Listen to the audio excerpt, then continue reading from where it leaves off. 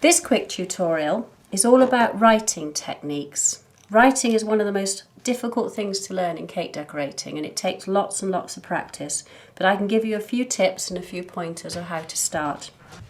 One thing that's really tricky when you're writing is if you've got a long word or a long message and you want to make sure you fit it across your cake evenly without falling off one side or leaving too much of a gap, start with the middle letter and do it exactly like you were doing a poster and you were drawing your letters on there. You always start with the middle and you work your way outwards from it, and then you know it fits on your cake.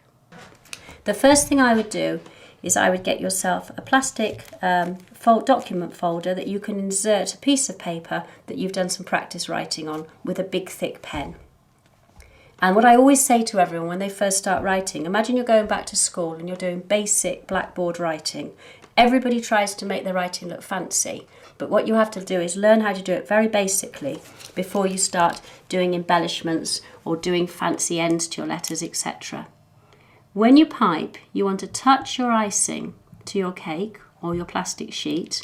You want to lift very slightly and you want to go back down.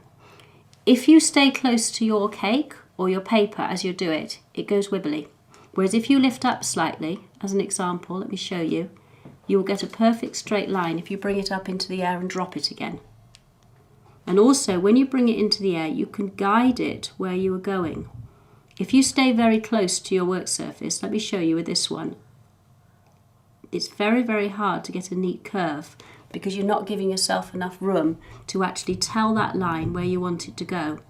When I do the D now, if you watch, if I lift up and then drop down, the trick is to learn when to stop squeezing so you know when to begin and finish your line. And when we do the E, if I do that, but it's exactly like you're doing blackboard writing, and that's what you must do when you practice your writing at first.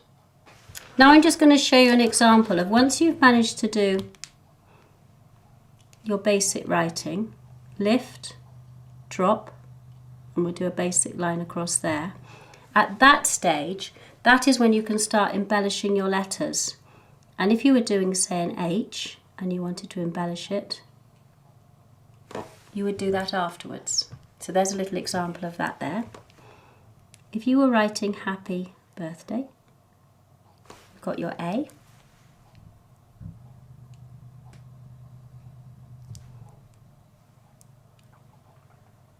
And you'll notice each time I drop a line, I'm actually touching, lifting, touching, and there you have happy. So if you were writing happy birthday, now this is what I would do if I was writing happy birthday on a cake. I'll do my basic writing and then I make it look fancy with the ends. So very, very basic writing at first. Let me just do birthday for you. So you've got birthday, touch, lift, back, same again. So I'm always lifting.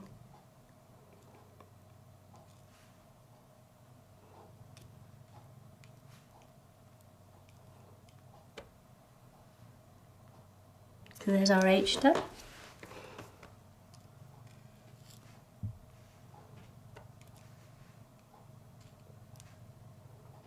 And finally, you've got a Y, touch, lift, and then we do our long line. And then,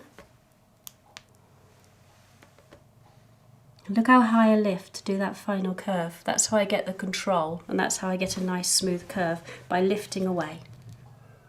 When you're doing a long word across a cake, if you're worried about getting the spacing right, if for instance my cake was this wide and I had to write happy birthday across it, I would probably start with a B.